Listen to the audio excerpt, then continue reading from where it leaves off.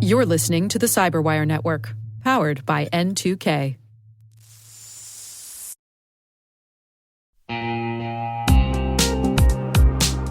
And now, a word from our sponsor.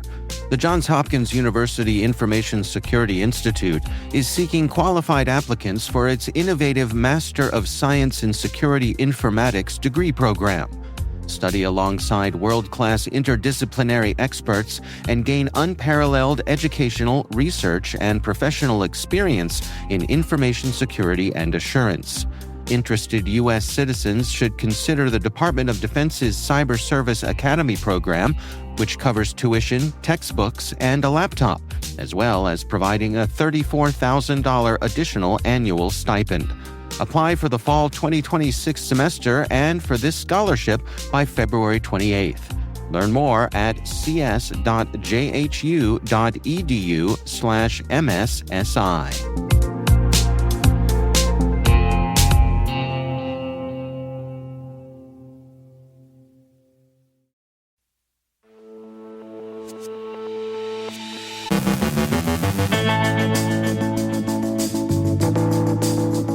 Microsoft tags a critical vulnerability in Fortra's GoAnywhere software. A critical Redis vulnerability could allow remote code execution. Researchers tie Bieta to China's MSS technology enablement. Competing narratives cloud the Oracle e-business suite breach. An Ohio-based vision care firm will pay $5 million to settle phishing-related data breach claims. Trinity of Chaos claims to be a new ransomware collective. LinkedIn files a lawsuit against an alleged data scraper. This year's Nobel Prize in Physics recognizes pioneering research into quantum mechanical tunneling. In today's Industry Voices segment, we're joined by Alastair Patterson from Harmonic Security, discussing shadow AI and the new era of work. And Australia's AI-authored report gets a human rewrite.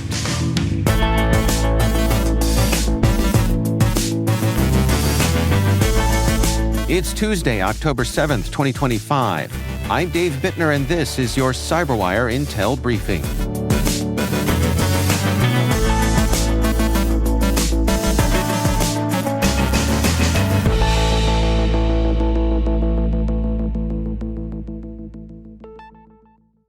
Thanks for joining us here today. It's great, as always, to have you with us.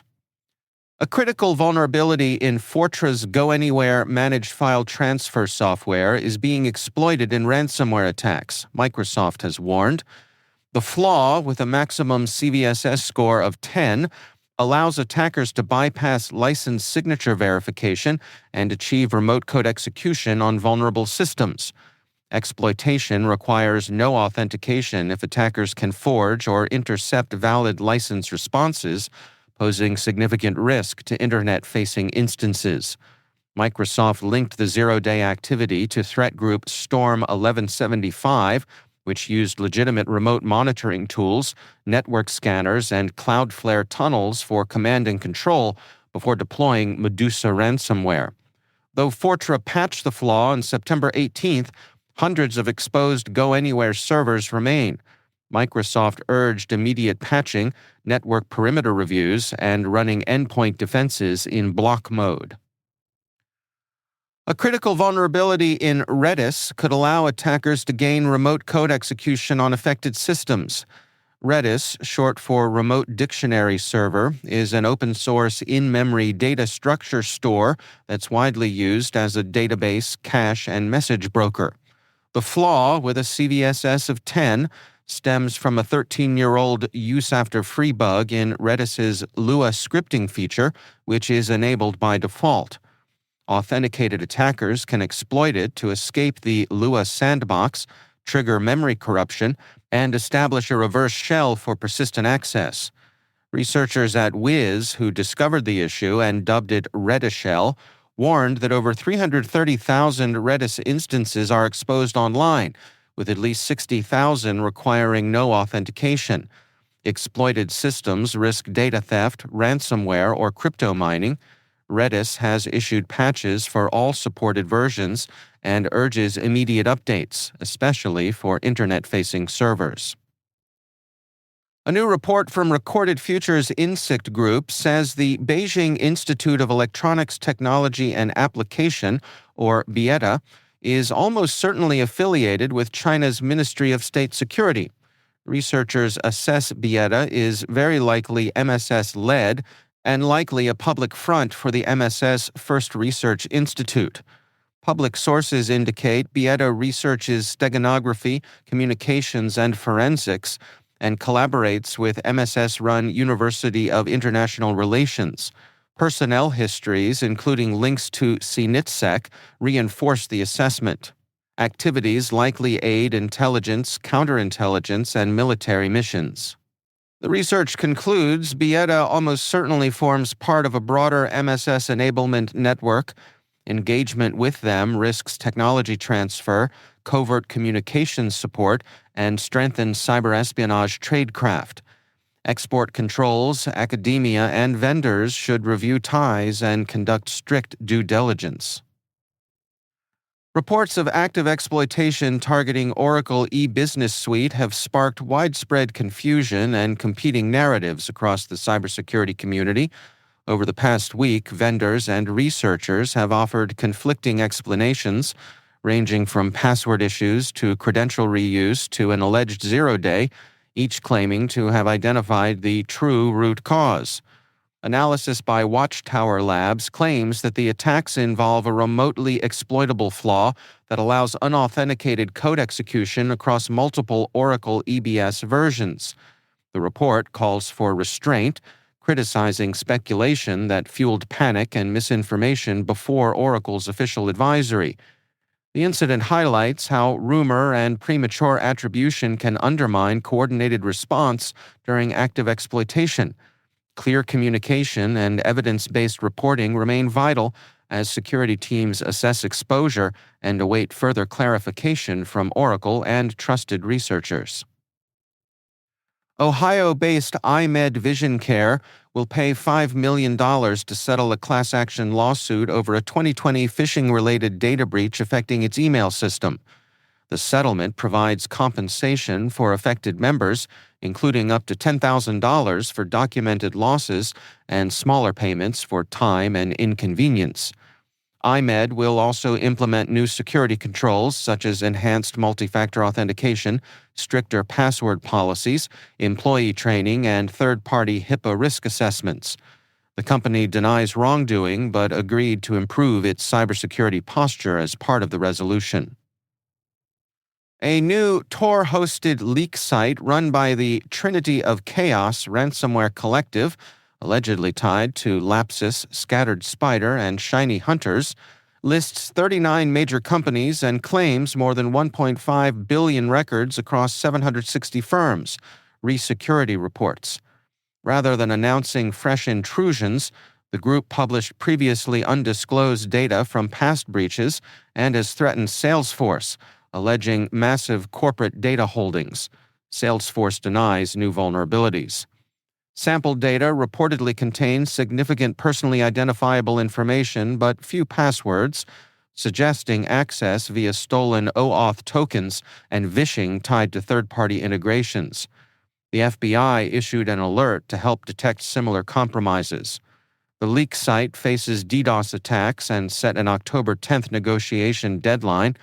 Experts warn further releases could spur phishing, identity theft, and AI-driven abuse. LinkedIn has filed a lawsuit against Delaware-based Pro APIs Incorporated and its founder, accusing them of creating over 1 million fake accounts to scrape user data and sell access via a tool called iScraper API. The company seeks a permanent injunction, data deletion, and damages. LinkedIn alleges Pro APIs charged up to $15,000 per month for large-scale scraping, violating its terms of service. The suit also names a Pakistan-based partner, NetSwift. LinkedIn says it will continue aggressive legal action to protect member data. John Clark, Michel Devoret, and John Martinez have been awarded the 2025 Nobel Prize in Physics for pioneering research into quantum mechanical tunneling, a phenomenon fundamental to quantum computing and modern electronics. Clark of UC Berkeley said the award was the surprise of his life, adding that their collective work underpins technologies like smartphones. The Nobel Committee praised their discoveries for advancing quantum cryptography, computing, and sensing, calling them vital to the next generation of digital innovation. This year's Physics Prize marks the 119th Nobel Award, carrying a cash prize of about $1.2 million. Other Nobel announcements continue throughout the week, with the awards ceremony set for December 10th in Stockholm.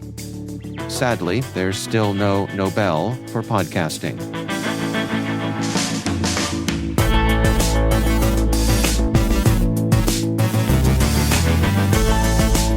Coming up after the break, my conversation with Alastair Patterson from Harmonic Security. We're discussing shadow AI and the new era of work, and Australia's AI authored report gets a human rewrite. Stay with us.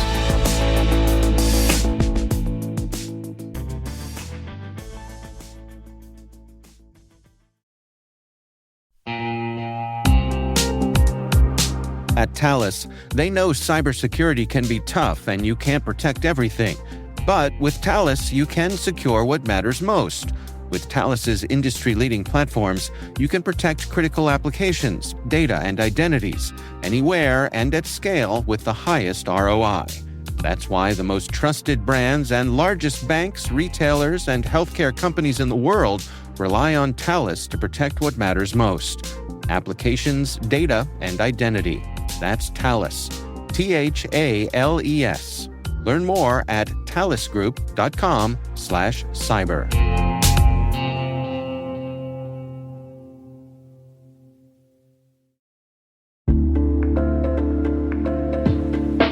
What's your 2 a.m. security worry? Is it, do I have the right controls in place?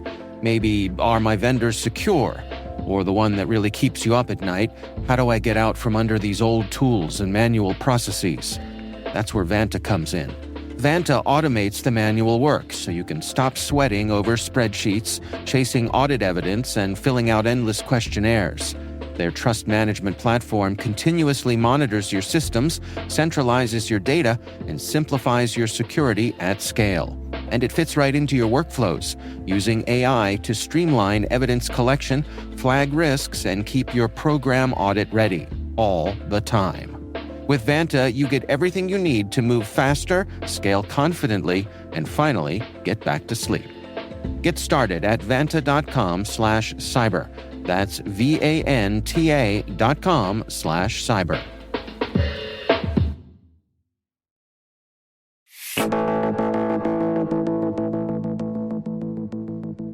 Alastair Patterson is from Harmonic Security, and in today's sponsored Industry Voices segment, we discuss shadow AI and the new era of work. So today we are tracking some of the changes that we're seeing in workplaces, particularly as a result of AI-driven tools. And I know you and your colleagues there make the point that there's kind of a new presence on people's desktops these days. It's not just Microsoft Word and a browser anymore.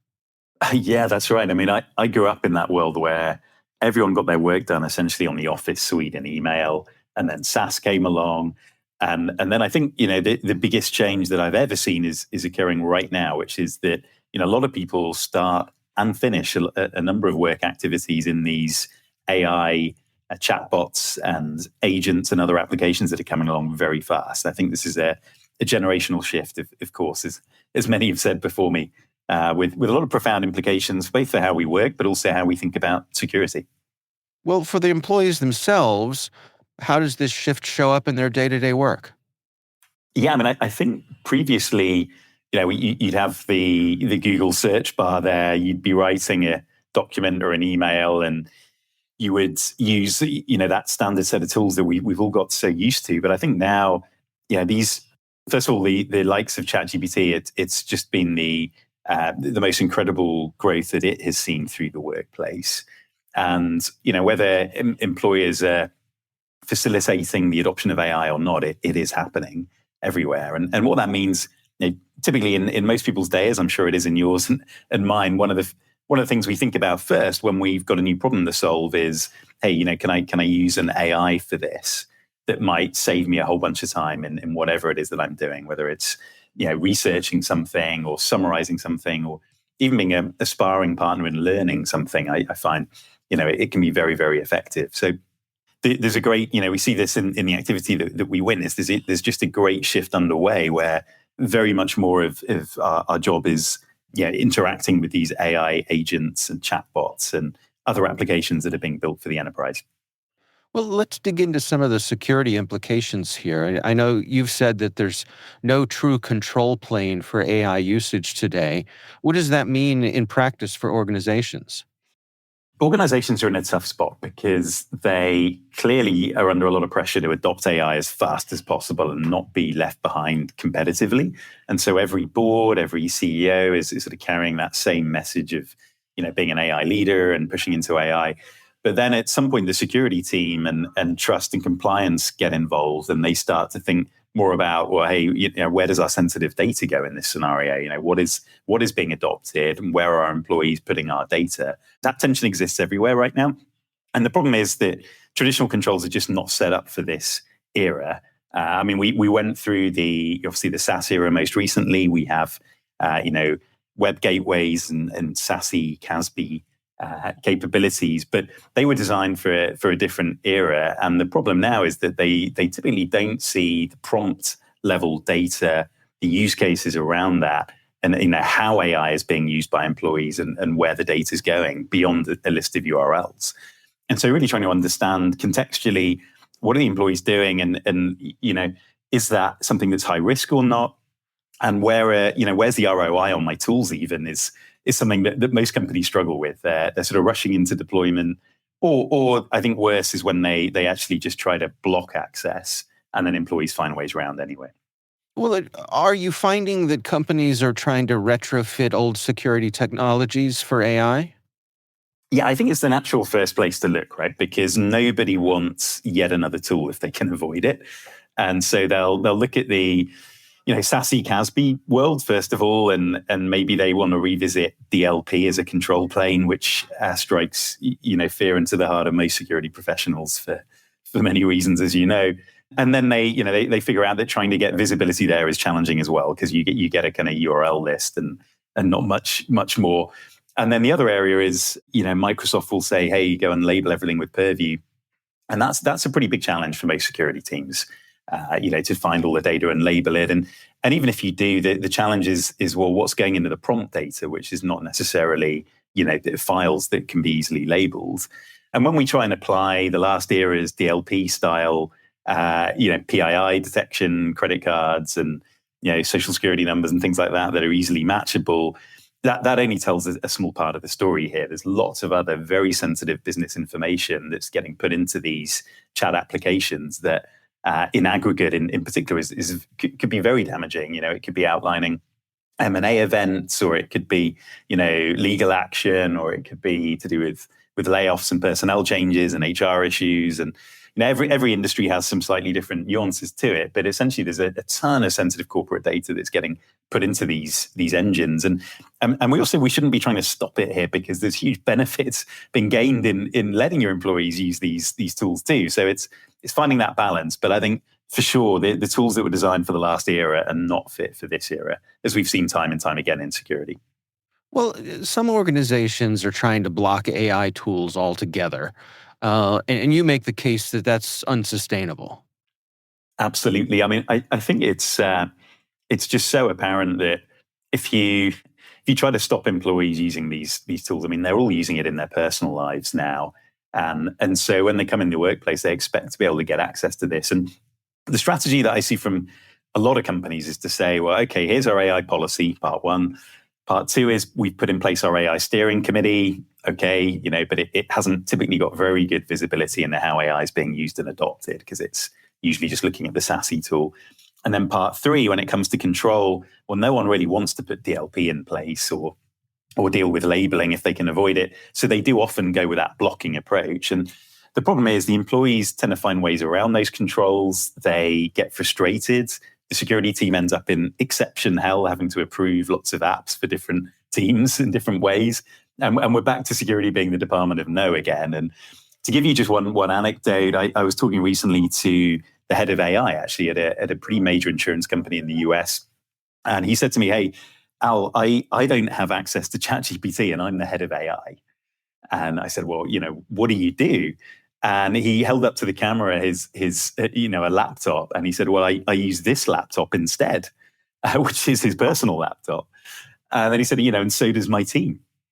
And that was his way of dealing with it, with that corporate block. But we see it everywhere, and no one really wants to use the corporate mandated versions necessarily. I mean, there's one other customer working with this time in Europe where they deployed Harmonic and discovered that they'd mandated Microsoft Copilot as the AI tool of choice and tried to point all the employees at that. But they bought a lot of licenses as well, so spending a lot of money. They had 4 times as many users of the free ChatGPT edition than they did of the corporate Copilot. It's just staggering, right? And we also see, interestingly, even where you've got paid ChatGPT, about 40 to 50% of the data loss we see is going through personal accounts into ChatGPT. So even when the corporate one's available, often employees are opting to use their Gmail personal logins for their own accounts, maybe because they have other information in there already and they're used to it and that sort of thing. But yeah, it's very interesting how this adoption journey is going. And I think just blocking things is never going to be the right answer. Yeah, it's interesting that we've always talked about shadow IT, but I guess shadow AI is kind of a subset of that now. That's right. I mean, I think AI is everywhere. I sort of reject the notion that as you have in the SASE world, this sort of AI category of 300 apps that's supposedly all things AI, because I think essentially every enterprise app is building LLMs in the back end at this point. So I think about it being more, we were pre-Gen AI era and now we're kind of post-Gen AI era. And this is just the new reality, and how we handle it is the next question. Well, looking at the companies who are having success here, can you describe what sort of things they're doing? What does it look like? Yeah, I think the winning approach here is to try to work with the employees and meet them where they are, right? Understand the use cases, understand why they're using certain tools, and get that visibility, that picture of what's going on so that you can put the appropriate controls in place. I think the blanket block is not good because it just pushes people outside of your monitoring, and they inevitably adopt these tools anyway, and it causes all the frustration that I talked about. Equally, just having a completely permissive policy isn't great either, because you're accepting a pretty major risk, whether it's customer data going to China-hosted apps or your IP becoming part of someone else's training data set. Those are often risks that companies are pretty concerned about. And so I think the best thing to do here is to try to get the visibility into how AI is being adopted and used today. You may find, for example, people instead of using something like Copilot, they're using, let's say, Gamma AI for presentation generation, or Beautiful AI, or Napkin AI, or in every category, there's a lot of these new apps that are popping up, and then go and find out why, right? What's the requirements gap? Do we need a dedicated control in that space? Can we standardize on one and put an enterprise agreement around it? Or do we want to block and redirect them in this case because we think really they should be using Copilot or whatever it might be? But at least then you're having the conversation with them, meeting them where they are. We're not the Department of No anymore. We're facilitating and hopefully accelerating AI adoption. I think that's one area that is interesting to me psychologically, is that some employees self-censor. So instead of leaning into these tools, they're worried about using them at work and are sort of holding back a little bit.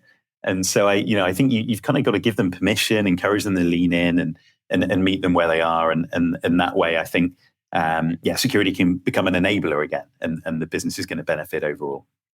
What about for the IT teams and the security folks at the organization to encourage them to have a helpful approach here, as you say, to not be the Department of No? That's right. I mean, I think there's a bit of education here. It's pretty tough because it's not that security teams were not overstretched already, right? There was enough going on, and now they have to become AI experts on the side as well, which is not great. There's just so much buzz around this space as well. There's the threats from AI, which is one area. There's using AI for security in the SOC, which is another area. Then there's the area around building your own AI and trying to protect that and your own apps and so on. But I think the fourth area is where I think it's the most immediately interesting and applicable, which is, how do we enable the employees to use AI safely and securely and put those appropriate guardrails around? And I think that again starts with really visibility and then understanding the needs of the business and meeting the business at that point and making sure that instead of department and no, we're saying yes, use AI, but do it with appropriate guardrails, and that starts with a policy. I think everyone's got a policy now pretty much. And then, you get your steering committee together, but I think you need to feed the steering committee some proper data and visibility into what's going on so that you can then make the appropriate controls and guardrails and have those in place around the business. Are there any common mistakes that you see organizations making here? There's probably 4 buckets of org that I see. I think there's a set of companies that are just very permissive and they don't particularly care about their data. There's not too many of those, but they are out there, and I think they're pretty wide open, and that is what it is. Then there's the opposite extreme. You've got the ones that are just in heavy block mode and just saying no to all things AI and trying to block everything. And I think outside of kind of national security areas, probably that's overkill in most cases and ends up being counterproductive. Because I think, as I said, you're going to drive the behavior just outside your monitoring, which is not helpful. People use their own devices, they disable or go around the controls, and that's not a good place to be either. And then I think in the middle, it's the ones that are either, right now they're very permissive, but they're worried about the risk and they want to put some controls around it. I think that makes some sense that you've got to lean in, right? You're trying to enable your employees. You've always had that attitude, but you are worried about the risk. So that's kind of bucket 3. And then bucket 4, I see probably the most, which is companies that are currently in block mode, but are desperately trying to become more progressive while managing the risk. And I think that's probably the key category. Companies that care about their data deeply, but they don't want to sit out this whole AI transformation. They've got to get in the middle of that. And again, that comes back to, I think, having the right guardrails, putting the right controls in place, but ultimately leaning in and enabling the employees. As we look towards the future here, where do you suppose this is going to take us? What do you suppose people's working relationship with AI is going to look like a few years down the line? Of course, there's a lot of hype around agents right now.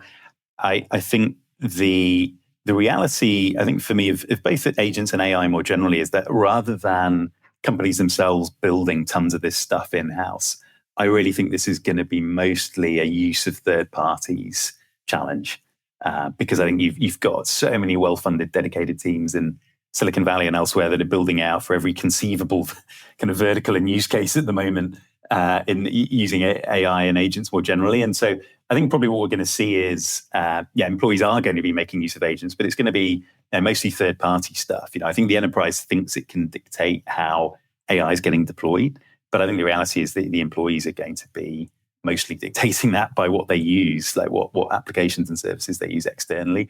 I think the majority of that is going to go through the browser, as it has done so far. If you look at the use of AI and agents today, it's almost all browser-based, and we even have the agentic browsers now, like Comet and Dia and others, which are a good first step in this direction. So, I think it's going to be more browser-based usage by employees of third-party AI agents and apps would be my quick summary of that.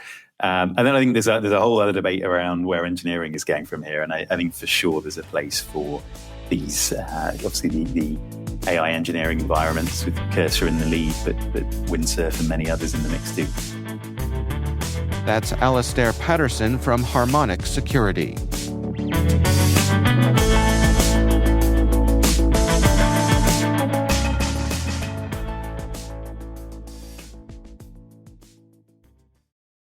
This episode is brought to you by Indeed. When your computer breaks, you don't wait for it to magically start working again. You fix the problem. So why wait to hire the people your company desperately needs? Use Indeed's sponsored jobs to hire top talent fast. And even better, you only pay for results. There's no need to wait. Speed up your hiring with a $75 sponsored job credit at Indeed.com/podcast. Terms and conditions apply.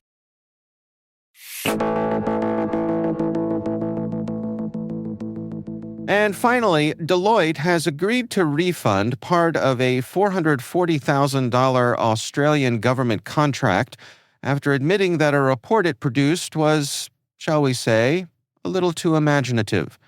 The Department of Employment and Workplace Relations discovered that its commissioned analysis contained fake citations, phantom footnotes, and even a fabricated court judgment, courtesy of a large language model enlisted to tidy up the paperwork. Officials insist the substance remains intact, though the confession reads like a case study in modern due diligence gone missing. Increasingly, AI is slipping into serious policy work, performing assistive tasks that somehow leave fingerprints of fiction. The irony, of course, is that this technology is being sold as a tool for efficiency and truth, yet keeps demonstrating a flair for creative writing. The quiet weekend upload of the corrected version suggests that the machines aren't the only ones generating artful evasions these days.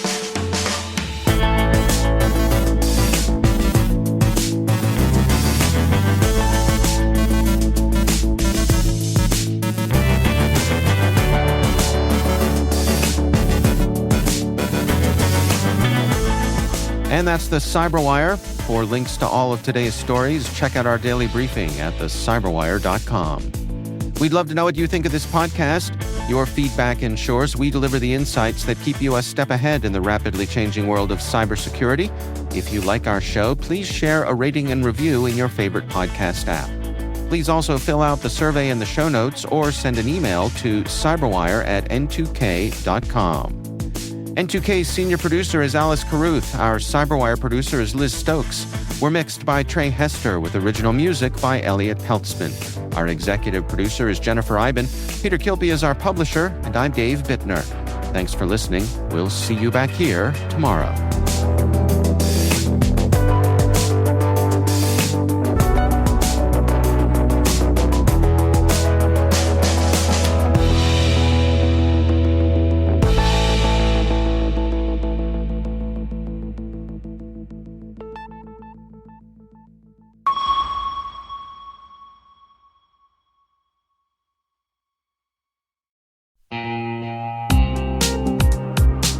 Cyber Innovation Day is the premier event for cyber startups, researchers, and top VC firms building trust into tomorrow's digital world. Kick off the day with unfiltered insights and panels on securing tomorrow's technology. In the afternoon, the 8th annual Data Tribe Challenge takes center stage as elite startups pitch for exposure, acceleration, and funding. The Innovation Expo runs all day, connecting founders, investors, and researchers around breakthroughs in cybersecurity. It all happens November 4th in Washington, D.C. Discover the startups building the future of cyber. Learn more at cid.datatribe.com.